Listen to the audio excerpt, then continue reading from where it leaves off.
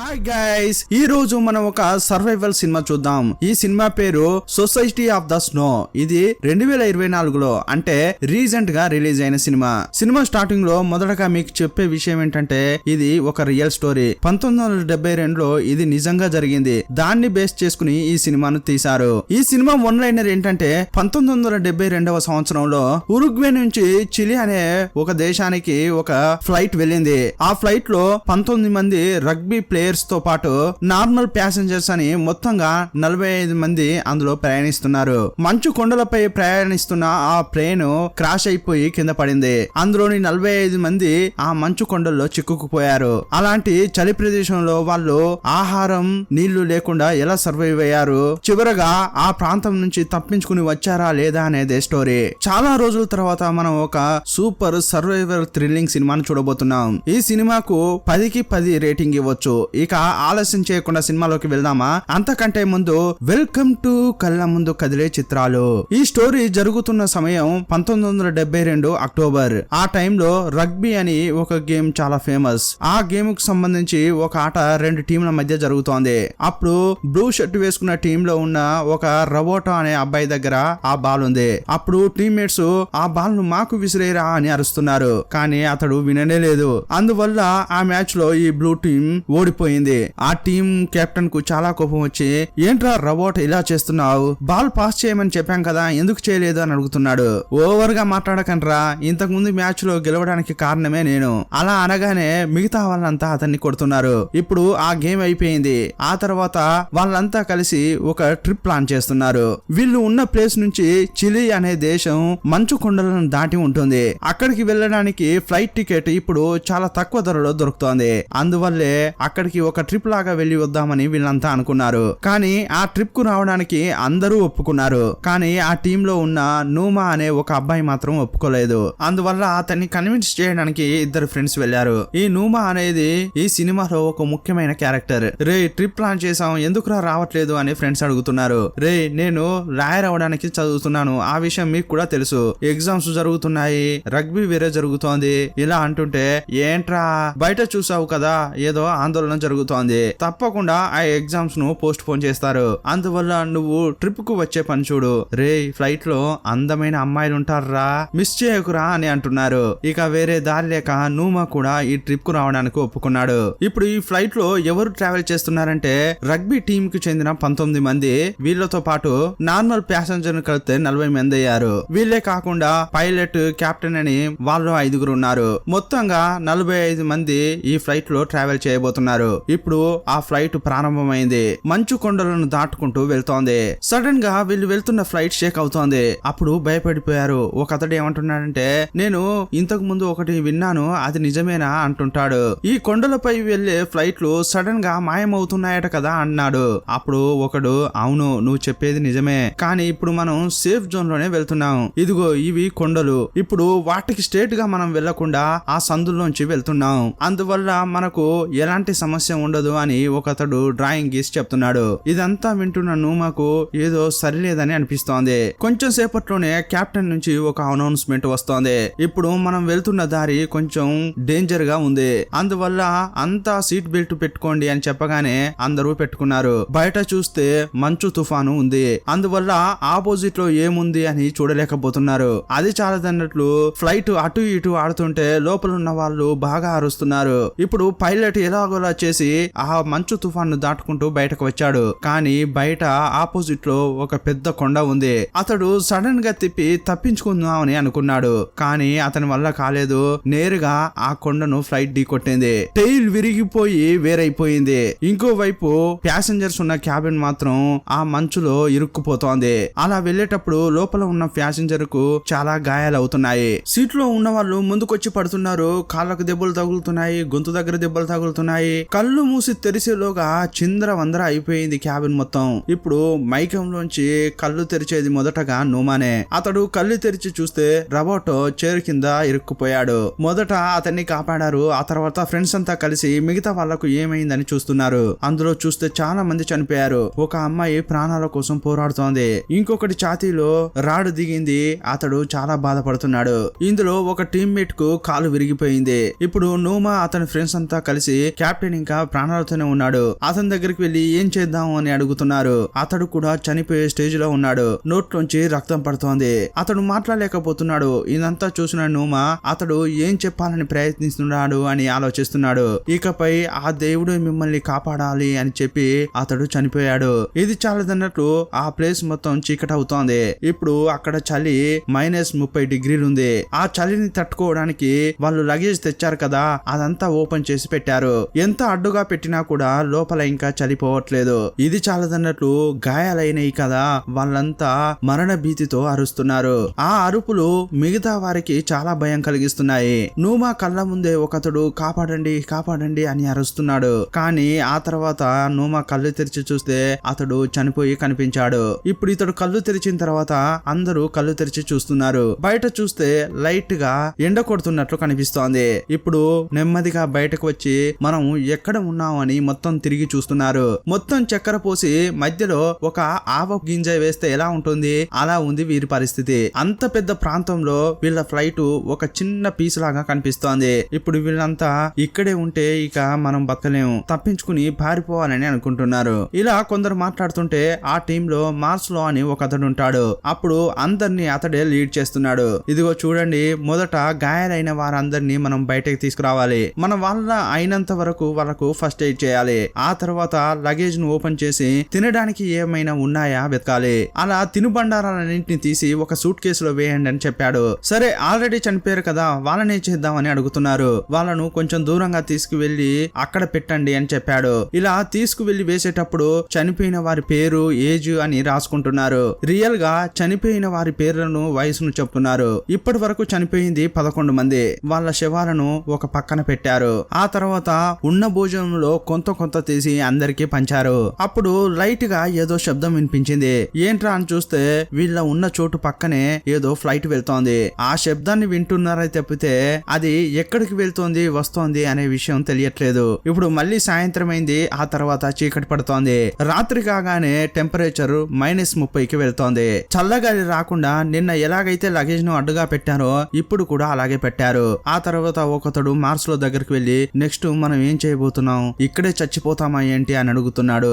లేదు మనం ఎవ్వరం చనిపోము, మనల్ని కాపాడడానికి తప్పకుండా ఎవరైనా వస్తారని అతడు చెప్తున్నాడు. సీన్ కట్ చేస్తే వాళ్ళు అక్కడ చిక్కుకుని 3వ రోజు. ఈ రగ్బీ టీమ్ లో ఒకతడు చాలా వీక్ అవుతున్నాడు. అతడు తినడం కోసం మంచు గడ్డని ఇస్తున్నారు. అతనికి ఏమైందో ఏమో తెలియట్లేదు. మనం ఇక్కడికి ఎలా వచ్చామని అంటుంటే ఫ్లైట్ క్రాష్ అయింది, ఇక్కడ చిక్కుకుపోయామని చెప్తున్నారు. నా చెల్లెలికి ఏమైంది అని అడుగుతుంటే ఆమెకు కూడా గాయమైంది, ఆమె రెస్ట్ తీసుకుంటుంది అని చెప్తున్నారు. అప్పుడు అతడు కొంచెం దేక్కుంటూ చెల్లెల దగ్గరికి వెళ్లి ఆమెను హత్తుకున్నాడు.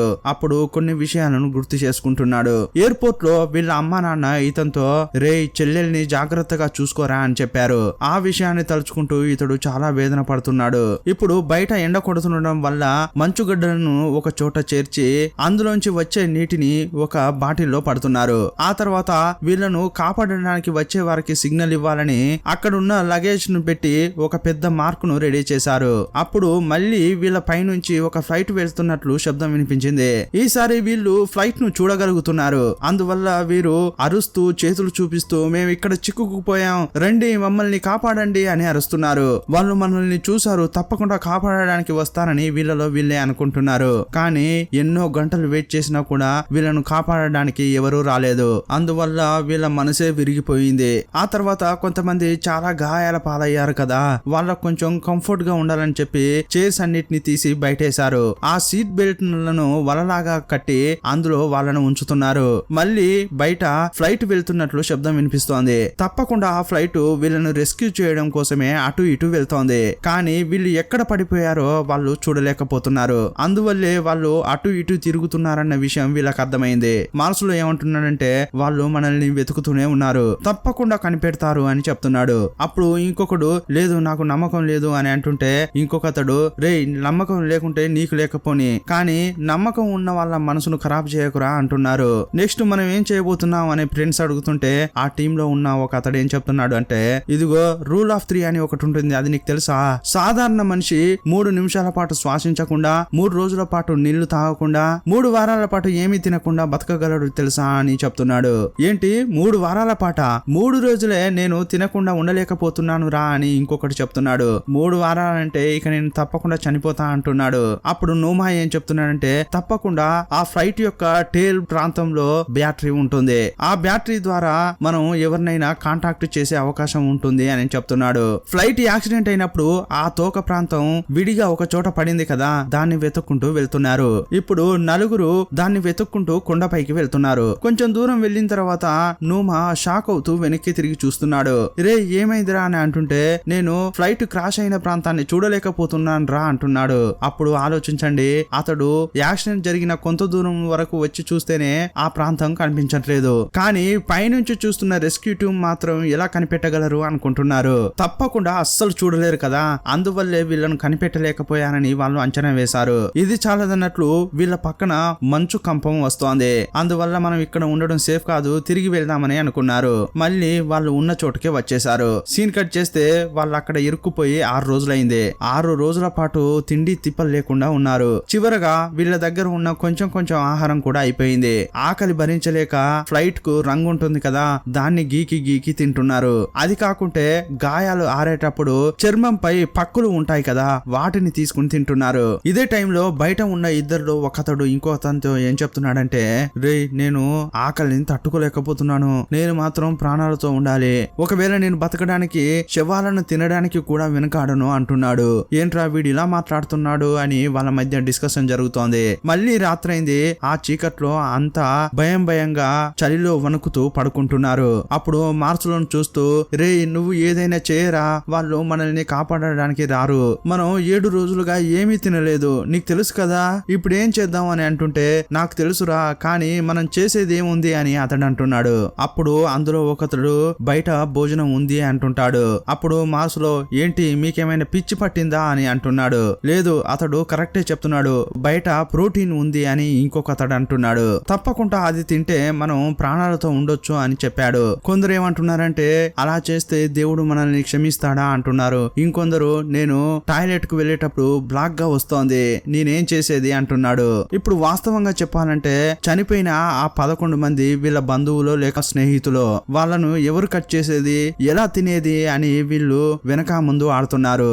ఆ టైంలో నేను కట్ చేస్తా అని ఒక 2-3 ముందుకొచ్చారు, కానీ మీరు అలా కట్ చేసినా కూడా మేము తినం అని ఇంకో 2-3 చెప్తున్నారు. ఇలా వీరి మధ్య వాగ్వాదం జరుగుతోంది. చివరగా ఎవరు ఆ మాంసాన్ని తినకూడదని డిసైడ్ అయ్యారు. ఇప్పుడు మళ్ళీ ఉదయం అయింది. తినడానికి ఏమైనా ఉందా అని వెతుకుతున్నారు. షూ దగ్గర ఉండే లెదరు, లేసు అని ఏది దొరికితే అది తినడానికి ట్రై చేస్తున్నారు. ఇందులో ఒక అతడి చెల్లెలు ఉంటుంది కదా, ఆమె చలిని తట్టుకోలేక చనిపోయింది. పాపం ఆమె వయసు 20 మాత్రమే. ఇప్పుడు వీళ్ళు ఇక్కడ చిక్కుకుని 8 రోజులైంది. 27 మంది ప్రాణాలతో ఉన్నారు. ముఖ్యమైన విషయం, వీరు ఇప్పటి వరకు ఎవరు సరిగా తినలేదు. ఇప్పుడు మళ్ళీ రాత్రి అయింది, బయట మంచు కురుస్తోంది, చలిని తట్టుకోలేకపోతున్నారు. ప్రతిరోజు వాళ్ళ కళ్ళ ముందు నరకం వచ్చిపోతోంది. సీన్ కట్ చేస్తే మరుసటి రోజు వీళ్ళు చిక్కుకుని 9 రోజులు. ఇప్పుడు వాళ్ళు ఆకలి తట్టుకోలేకుండా చాలా బాధపడుతున్నారు. ఒకవేళ నేను గాని చనిపోతే నా శరీరాన్ని నువ్వు తినొచ్చు అని ఇంకొకరికి చెప్తున్నారు. ఇలా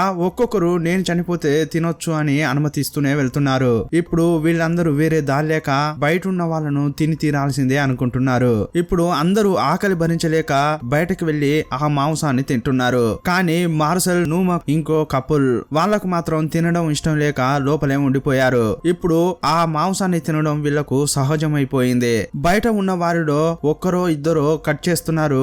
ఆ మాంసాన్ని ఇస్తుంటే వెనక ఉన్న వాళ్ళు తింటున్నారు. కానీ ఎవరిని కట్ చేస్తున్నారన్న విషయం ముందున్న వాళ్ళకు మాత్రమే తెలుసు. తినే వాళ్లకు తెలియకూడదని ఇలా చేస్తున్నారు. ఫ్లైట్ క్రాష్ కావడం వల్ల లగేజ్ అక్కడక్కడ చెదిరి పడిపోయింది. అది ఓపెన్ చేసి చూస్తున్నప్పుడు అందులో ఒక చిన్న రేడియో దొరికింది. దాన్ని ఆన్ చేసి బయట ఏం జరుగుతుందో తెలుసుకోవాలని వీళ్ళు ట్రై చేస్తున్నారు. ఇదే టైంలో నూమా ఆ మాంసాన్ని ఇంకా తినకుండా ఉన్నాడు కదా, అందువల్ల మాంసాన్ని మంచు ముద్దలో పెట్టి రే ప్లీజ్ రా ఎప్పుడైనా తినరా అని ఇస్తున్నారు. తినకుంటే చనిపోతావురా అని చెప్తుంటే అప్పుడు కూడా తినట్లేదు. సడన్ గా బయట ఉన్న వాళ్ళంతా అరుస్తున్న శబ్దం వినిపించింది. అందువల్ల నూమా ఏడ్చుకుంటూ బయటకు వచ్చాడు. అప్పుడు రేడియోలో ఒక న్యూస్ అనౌన్స్ చేస్తున్నారు. 10 రోజులుగా కనిపించకుండా పోయింది కదా ఈ ఫ్లైట్.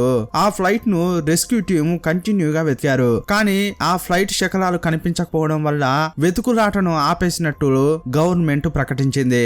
ఆ మాట వినగానే వీళ్ళ గుండె పగిలిపోయింది. ఇక అంతే మన పని, మనల్ని కాపాడడానికి ఎవరూ రారు అని అనుకుంటున్నారు. ఈ మంచులోనే ఇరుక్కుని మనం చావబోతున్నామని అరుస్తూ ఏడుస్తున్నారు.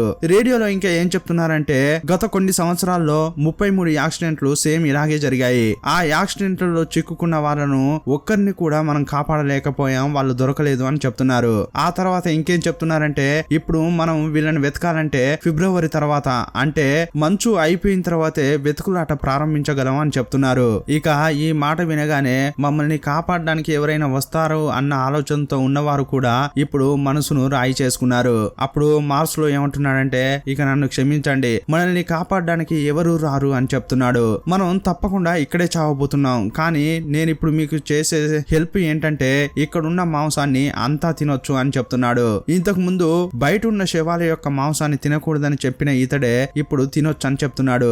ఆ లెవెల్లో పరిస్థితి మారిపోయింది. ఇదంతా చూస్తున్న నూమా ఇలాగే ఉంటే అసలు పని కాదు, మనం ఏదైనా చేయాలి అని తనతో పాటు ఇద్దరిని తీసుకుని మళ్ళీ ఆ బ్యాటరీస్ ను వెతుక్కుంటూ వెళ్తున్నారు. ఆ బ్యాటరీతో వీళ్ళ దగ్గర ఉన్న రేడియోను ఆపరేట్ చేయగలమా అని ఆలోచిస్తున్నారు. అలా వెళ్తున్న క్రమంలో ఫ్లైట్ యాక్సిడెంట్ జరిగినప్పుడు కొంతమంది గాల్లోనే ఎగిరిపడ్డారు. అలా ఎగిరిపోయిన వారిలో 3 శవాలు వీళ్ళకు దొరికాయి. అప్పుడు అందులో ఉన్న ఇంకో ఇద్దరు ఆ బ్యాటరీస్ దొరుకుతాయన్న నమ్మకం నాకు లేదు, అందువల్ల మనం తిరిగి వెళ్దామా అని అంటున్నారు. లేదు, మనం ఇంకొంచెం పైకి వెళ్లి చూద్దామని నూమా చెప్తున్నాడు. మళ్ళీ పైకి ఎక్కుతున్నారు. పైకి వెళ్తున్న కొద్దీ చల్లదనం పెరుగుతోంది.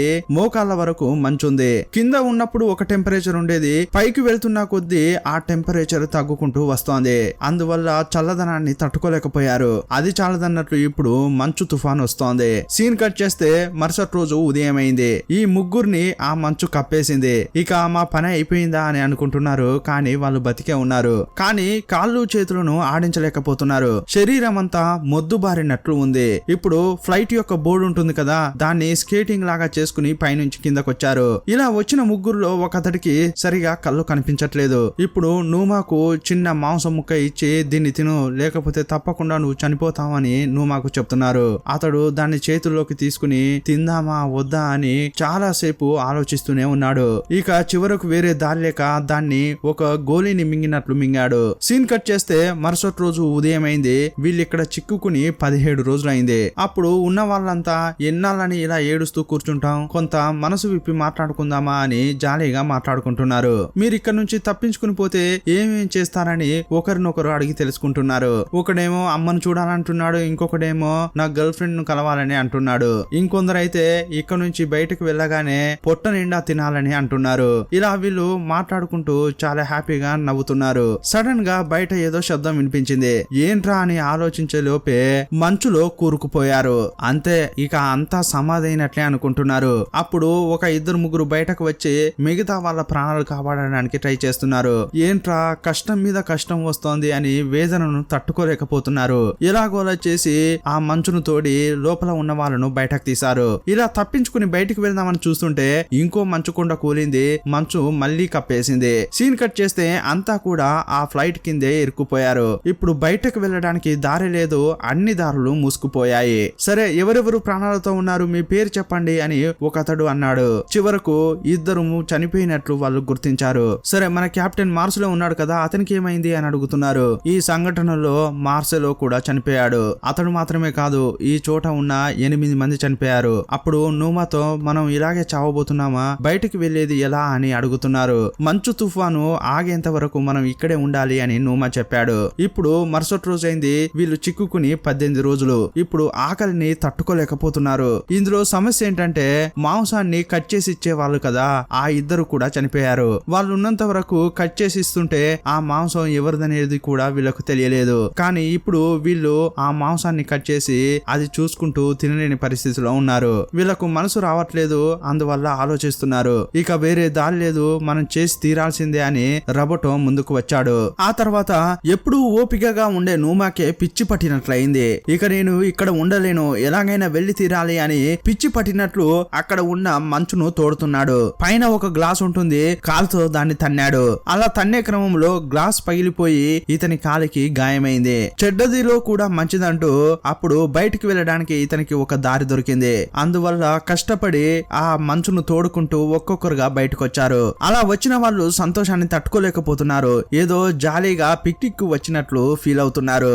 ఆ తర్వాత మూసుకుపోయిన ప్లేన్ ను కొంచెం కొంచెం తవ్వుతున్నారు. అప్పుడు నూమా కాళ్ళను చూపించారు, అతనికి ఇన్ఫెక్షన్ అయింది. కానీ ఈ విషయం గురించి మిగతా వాళ్ళకి అతడు చెప్పలేదు. ఆ తర్వాత మళ్ళీ వీళ్ళు బ్యాటరీస్ ను వెతుక్కుంటూ వెళ్లాలని డిసైడ్ అయ్యారు. కానీ ఇప్పుడే మనం వెళ్లాల్సిన అవసరం లేదు, ఇంకో 2 వారాలు వెయిట్ చేద్దాం. ఇప్పటి వరకు మనం ఎలాంటి ప్లాన్ లేకుండా వెళ్లడం వల్ల మంచులో ఇరుక్కుపోయాం. అందువల్ల మళ్ళీ మనం మంచులో ఇరుక్కోకూడదంటే 2 వారాల తర్వాతే వెళ్ళాలి అని చెప్తున్నారు. అప్పుడు నూమా కూడా ఒప్పుకున్నాడు. ఇప్పుడు రోజులు కొంచెం త్వరగానే గడుస్తున్నాయి. ఇప్పటితో వీళ్ళు ఇక్కడ చిక్కుకుని 34 రోజులు. ఆల్రెడీ వీళ్లకు చాలా గాయాలయ్యాయి కదా, ఆ గాయాలున్న చోట్ల ఇన్ఫెక్షన్ అయ్యి కొంతమంది చనిపోతున్నారు. ఇలా చనిపోతున్న క్రమంలో టీమ్మేట్స్ లోనే ఒకతడు డాక్టర్. అతడు ఏం చెప్తున్నాడంటే ఇకపై ఒక్కొక్కరు చచ్చిపోతూనే ఉంటారు, కానీ మిగతా వాళ్ళని కాపాడాలంటే రోబోటో అది నీ వల్లే అవుతుంది. ఇక్కడ అందరికంటే కూడా నువ్వే బాగా పరిగెత్తుతావు, అందువల్ల ఫ్రెండ్స్ తో కలిసి నువ్వు కూడా ఆ బ్యాటరీస్ ను వెతకడానికి వెళ్ళు అని చెప్పాడు.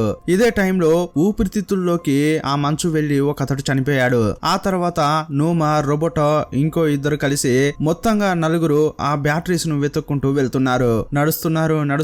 నడుస్తూ వెళ్తూనే ఉన్నారు. కానీ ఒకానొక సమయంలో నూమా వల్ల కావట్లేదు. ఆల్రెడీ అతని కాలు ఇన్ఫెక్ట్ అయి ఉంది కదా, అందువల్ల కింద పడిపోయాడు. అప్పుడు రోబోటో అతన్ని చూస్తూ, రే నువ్వు ఈ కండిషన్ లో తప్పకుండా మాతో రాలేవు, అందువల్ల మేమే తీసుకెళ్లి నిన్ను అందరున్న చోట వదిలేస్తామని అంటున్నాడు. లేదు రోబోటో, లేదు, నా వల్ల ఈ ప్లాన్ చెడిపోకూడదు. నేను తిరిగి ఇంటికి వెళ్తాను, కానీ మీరు ఆ బ్యాటరీస్ ను వెతకడం మాత్రం ఆపొద్దంటాడు. నూమా మాత్రం ఒంటరిగా ఇంతకు ముందున్న చోటుకే వెళ్తున్నాడు. ఆ తర్వాత రోబోటోకు అతనితో పాటు ఉన్న 2 ఏమైందో అస్సలు తెలియనే లేదు. కానీ ఏదో ఒక నమ్మకంతో పోయిన వారు తిరిగి వస్తారని వీళ్ళు అనుకుంటున్నారు. మరుసటి రోజు నూమా కళ్ళు తెరిచి చూస్తే ఒక అతడున్నాడు. రే నువ్వేంట్రా ఇక్కడున్నావు అని అంటుంటే, అవును నూమా, మేము ఒకవైపు నడుచుకుంటూ వెళ్తున్న క్రమంలో మాకు ఆపోజిట్ లో విమానం యొక్క తోక భాగాన్ని చూసాం. అందులో నువ్వు చెప్పినట్లుగానే బ్యాటరీస్ ఉన్నాయి. అంతేకాదు అందులో చాలా లగేజ్ ఉంది, కొన్ని స్వెటర్స్, వాటితో పాటు వైన్, కొన్ని సిగరెట్లు కూడా ఉన్నాయి. అప్పుడు వాళ్ళ ప్లాన్ ఏంటంటే అంత పెద్ద బ్యాటరీలను తీసుకుని వాటిని మోసుకుంటూ ఇక్కడికి రాలేరు, అందువల్ల వీళ్ళ దగ్గర ఉన్న ఆ చిన్న రేడియోను అక్కడికి తీసుకెళ్దామని అనుకుంటున్నారు. అందువల్ల ఈ ప్లేన్ లో ఉన్న వాళ్ళకి కావాల్సిన కొన్ని వస్తువులు తీసుకుని మళ్ళీ బ్యాటరీస్ ఉన్న చోటుకు వెళ్తున్నారు. 2-3 రోజులు కష్టపడి ఎలాగోలా చేసి ఆ రేడియోను సరిచేయడానికి ట్రై చేస్తున్నారు. కానీ వాళ్ళు ఎంత ట్రై చేసినా అది పని కావట్లేదు. ఇది చాలదన్నట్లు నూమా ఇంకా అనారోగ్యం పాలవుతున్నాడు. అతని శరీరం మొత్తం ఇన్ఫెక్షన్ అవుతోంది. వీళ్ళు తినడానికి మాంసం అయిపోవడం వల్ల అక్కడ ఉన్న బొక్కలను నములుతున్నారు. ఒక్కసారి ఆలోచించండి, మొదట ఆ మాంసాన్ని తినొద్దని అనుకున్నారు, పాపం అని అన్నారు. కానీ ఇప్పుడు ఆ మాంసం కూడా తిందామంటే లేదు. ఇప్పుడు నూమా అస్సలు తినకుండా ఉండడం చూసిన ఫ్రెండ్, రేయ్ కొంచెమైనా తినరా, నీ ప్రాణంపై నీకు ఆశ లేదా అని అంటున్నాడు. ఎందుకు ఆశ లేదురా, నాకు 24 ఏళ్లే అవుతోంది. నేను జీవితంలో ఎంతో సాధించాలని అనుకున్నాను. మా అమ్మను చూడాలనే ఆశ, మా అన్న చెల్లెలను చూడాలనే ఆశ, పెళ్లి చేసుకోవాలి, పిల్లల్ని కనాలని కూడా ఆశ ఉంది. కానీ ఇదేది జరగదు, నేను చావబోతున్నా అంటుంటాడు. ఇంకోవైపు ఆ రేడియోను సరిచేయడానికి 3 వెళ్లారు కదా, అలా వెళ్లేటప్పుడు వాళ్లకు వాటర్ ప్రూఫ్ గా ఉన్న క్లాత్ దొరికింది. దాన్ని సేఫ్టీ కోసం తీసి పెట్టుకున్నారు. కానీ సరిచేయాలనుకున్న రేడియోను సరిచేయలేకపోయారు. అది మొత్తం కాలిపోయింది. అందువల్ల కోపంలో ఆ రేడియోను కిందేసి కొట్టారు. ఇకపై ఏమీ చేయలేమని బాధపడుతూ వాళ్ళు ఉన్న చోటుకే తిరిగి వచ్చారు. ఇప్పుడు వాళ్ళు ఒక వాటర్ ప్రూఫ్ కవర్ ను తీసుకొచ్చారు కదా, దాంతో ఏం చేద్దామని ఆలోచిస్తున్నారు. చలి కోసం ఒక బ్యాగును తయారు చేద్దామని అనుకున్నారు. మళ్ళీ ఇక్కడ నుంచి బయటకి ఎప్పుడు వెళ్దామని అంటే, ఆ బ్యాగును తయారు చేసిన తర్వాత వెళ్దామని రోబోటో అన్నాడు. మరుసటి రోజు ఉదయం అయిపోయింది. వీళ్ళు ఇక్కడ చిక్కుకుని 54 రోజులైంది. ఇప్పుడు రేడియోలో ఏం చెప్తున్నారంటే, 2 నెలల క్రితం కనిపించకుండా పోయిన ప్లేన్ ను, అందులో ఉన్న జనం మళ్ళీ వెతుకుతున్నామని ప్రభుత్వం ప్రకటించింది. అది విని వీళ్లకు చాలా కోపం వస్తోంది. మళ్ళీ మొదటి నుంచా ఆ రోజే వాళ్ళ ప్లేను మన తలపై నుంచి వెళ్ళింది. అప్పుడే వాళ్ళు కనిపెట్టలేకపోయారు. ఇప్పుడు మాత్రం మనల్ని ఏం కనిపెడతారులే అని అంటున్నారు. ఇలా కొన్ని రోజులు గడిచాయి. నూమాకు ఇంకా పరిస్థితి దారుణంగా తయారైంది. ఈ ట్రిప్ కు బయలుదేరే ముందు ఫ్రెండ్స్ అంతా ఫోటోలు తీసుకున్నారు కదా, అచ్చం అలాగే ఇక్కడ చిక్కుకున్నారు కదా, ఇప్పుడు వీళ్ళు విధాలుగా ఫోటోలు తీసుకుంటున్నారు. ఏదో ఒక పని చేస్తూ వాళ్ళు ఈ బాధను మర్చిపోతున్నారు. ఆ తర్వాత నూమా ఫ్రెండ్ తో ఏమంటున్నాడంటే, నేను గాని చనిపోతే నా శరీరాన్ని మీరు ఉపయోగించుకోవచ్చు అంటున్నాడు. అప్పుడు ఆ ఫ్రెండ్, ఏంద్రా అలా మాట్లాడుతున్నావు, నీకేం కాదురా అంటున్నాడు. లేదురా, నేను చావబోతున్నానన్న విషయం నాకే తెలుస్తోంది, కానీ నాకున్న సంతోషం ఏంటో తెలుసా, నువ్వు ఎలాగైనా చేసి తిరిగి వెళ్తావని నాకు అనిపిస్తోంది అంటున్నాడు. ఆ రోజు రాత్రైంది. తెల్లారి కళ్ళు తెరిచి చూస్తే నూమా చనిపోయి పడి ఉన్నాడు. అది చూసి అందరి గుండెలు పగిలిపోయాయి. చనిపోయిన నూమా చేతిలో ఒక చీటీ ఉంది. అదేంట్రా అని తీసి చూస్తే నిన్న చెప్పినట్లుగానే నా శరీరాన్ని మీరు ఉపయోగించుకోండి అని రాసి చనిపోయాడు. ఇప్పుడు రబటో ఏం చేస్తున్నాడంటే ప్లేన్ లో ఉన్న రేడియోను ఆన్ చేసి వీళ్ళు సిగ్నల్ ఇద్దామనుకున్న ఆ ప్లాన్ మొత్తం చెడిపోయింది. అందువల్ల వీళ్ళు ఏమనుకుంటున్నారంటే వీళ్ళు ఎంత దూరం అయితే నడవగలరో అంత దూరం నడుచుకుంటూ వెళ్లి అక్కడ చుట్టుపక్కల ఏమైనా గ్రామమో వేరే ఏదైనా ఎయిర్పోర్ట్ ఉంటే వాళ్లకు ఇన్ఫార్మ్ చేసి ఇక్కడున్న మిగతా వాళ్ళను కాపాడాలని అనుకుంటున్నాడు. కానీ ఇది అంత ఈజీ కాదు. అందువల్ల నూమా యొక్క శరీరాన్ని కట్ చేసి ఒక సంచిలో వేసుకున్నారు. ఇక్కడున్న జర్కీలను లేయర్ బై లేయర్ గా కట్టుకున్నారు. ఏదో గుడ్డి నమ్మకంతో ఇక మనల్ని మనం కాపాడుకుని మిగతా వాళ్ళను కాపాడాలన్న ఉద్దేశంతో వెళ్తున్నారు. రాత్రి పగలని చూడకుండా తుఫాను గిఫాను అని చూడకుండా నడుచుకుంటూ వెళ్తున్నారు. వీళ్ళు ఒక కొండపైకి ఎక్కి చూస్తే కనుచూపు మేరకు ఈ మంచు కొండలే కనిపిస్తున్నాయి. ఇక మన వల్ల కాదురా ఇక్కడ నుంచి వెళ్ళడం అనుకుని సైలెంట్ గా కూర్చున్నారు. అప్పుడు రెబర్టో మనం ఇక్కడ నుంచి వెళ్తుంటే సగం దూరం వెళ్లే లోపే చనిపోతామని అంటున్నాడు. కానీ అందులో ఒకతడు ఏమంటున్నాడంటే లేదు మనం ఇది గాని దాటామంటే ఆ తర్వాత ఈ మంచు కొండలు ఉండవు, చూడు అక్కడ సముద్రం కూడా కనిపిస్తోంది అని అంటున్నాడు. రే నేను అందుకు చెప్పట్లేదురా, ఇంకో 10-12 రోజులు మనం నడిస్తే తప్పకుండా మనం ఆ చోటును రీచ్ కావచ్చు. ఎలాగోలా చేసి ఇక్కడ చిక్కుకున్న వాళ్ళని మనల్ని మనం కాపాడుకోవచ్చు అంటుంటాడు. లేదురా దానికి అవకాశమే లేదు, మనం తినడానికి 7 రోజులకు సంబంధించిన ఆహారం మాత్రమే ఉంది, కంటిన్యూగా మనం నడుస్తూనే ఉన్నామంటే చచ్చిపోతాం రా అని రెబర్టో అంటున్నాడు. కానీ ఇంకొకతడు చావో బతుకో నేనైతే నడకను ఆపను అన్నాడు. నాతో వస్తావా లేదా అంటుంటాడు. ఇప్పుడు రెబర్టోకు వేరే దారి లేక అతనితో వెళ్ళడానికి సరేనన్నాడు. కానీ ముగ్గురు కలిసి వచ్చారు. ఇప్పుడు ముగ్గురు కలిసి వెళ్తే భోజనం ఎక్కువ ఖర్చు అవుతుంది. అందువల్ల ఒక అతడు మాంసం ఉన్న సంచిని వీళ్ళకిచ్చి మీరిద్దరు మాత్రం వెళ్ళండి, నేను మళ్ళీ ప్లేన్ దగ్గరికి వెళ్తా అని రిటర్న్ అయ్యాడు. వచ్చిన తర్వాత అసలు విషయం వీళ్ళకి చెప్పేశాడు. ఇప్పుడు ఇంకో వ్యక్తి రెబర్టో నడుచుకుంటూ వెళ్తూనే ఉన్నారు. ఇలా వీళ్ళు వెళ్తున్న క్రమంలో తీసుకొచ్చిన మాంసం చెడిపోవడం వల్ల అది తినడంతో వాంతులవుతున్నాయి. కానీ వీళ్ళు కష్టంలో సుఖాన్ని చూసినట్లు అక్కడ ఒక నది పారుతోంది. అక్కడ ఉన్న నీటిని ఆకలి తీరా తాగారు. అప్పుడే వీళ్ళు దేవుడే వచ్చినట్లుగా గుర్రంపై ఉన్న ఒక మనిషిని చూశారు. అప్పుడు వీళ్ళిద్దరూ కాపాడండి కాపాడండి అని అరుస్తున్నారు. ఏంటి సమస్య అని అతడు ఒక పేపర్ ను విసిరేశాడు. అప్పుడు వీళ్ళు ఫ్లైట్ క్రాష్ అయిన విషయం ఇంకా చాలా మంది ప్రాణాలతో అక్కడ ఉన్నట్లు రాసి పంపించాడు. అంతేకాదు వీళ్ళు ఏమీ తినకుండా 12 రోజులుగా నడుచుకుంటూ వచ్చిన విషయం కూడా చెప్పాడు. అంతే ఈ విషయం పై స్థాయికి వెళ్ళింది. వెంటనే ఆర్మీ పోలీసులు దిగారు. ఎలాగైనా చేసి వాళ్ళను రెస్క్యూ చేయాలని అనుకున్నారు. ఈ గ్యాప్ లో ఈ ఇద్దరు ఒక ఇంట్లోకి వెళ్లి ఎంతైతే తినగలరో అంతా తింటున్నారు. ఇప్పుడు ఆర్మీ వాళ్ళు వీళ్ళు చిక్కుకున్న లొకేషన్ కు వెళ్తున్నారు. ఆ తర్వాత అందరినీ కాపాడారు. ఇప్పుడు హెలికాప్టర్ నుంచి వీడియో తీసే ఒక షాట్ ఉంటుంది. ఆ షాట్ రియల్ లైఫ్ లో చిక్కుకున్న వారిని చూపిస్తోంది. వాళ్ళు 72 రోజుల పాటు నీళ్లు తిండి లేకుండా శవాల మాంసాన్ని తింటూ బతికారు. చివరగా ఎలాగోలో చేసి వీళ్ళను కాపాడారు. 45 మంది ట్రిప్ కు వెళ్తే చివరగా కాపాడింది 16 మందినే. మిగతా వాళ్ళంతా చనిపోయారు. ఈ ఫ్లైట్ లో వెళ్లిన వారంతా చనిపోయారని వాళ్ళ బంధువులు ఇన్నాళ్ళు అనుకున్నారు. కానీ అలా అనుకున్న వారు మళ్ళీ ప్రాణాలతో వచ్చారని తెలిసి అంతా సంతోషపడుతున్నారు. ఆ ప్రమాదం నుంచి తప్పించుకుని వాళ్ళు వచ్చినప్పటికీ వెంటనే నార్మల్ లైఫ్ కు వీళ్ళు వెళ్ళలేకపోయారు. చాలా కష్టపడుతూ చాలా రోజులు ట్రీట్మెంట్ తీసుకున్న తర్వాతే నార్మల్ అయ్యారు. ఇంతటితో ఈ సినిమా ముగుస్తుంది. ఈ సినిమా ఎలా ఉంది, మేము ఎలా ఎక్స్ప్లెయిన్ చేశామో మీ అభిప్రాయాన్ని కామెంట్ బాక్స్ లో రాయండి. మరో సినిమాతో మళ్ళీ కలుసుకుందాం. అప్పటి వరకు బాయ్ బాయ్.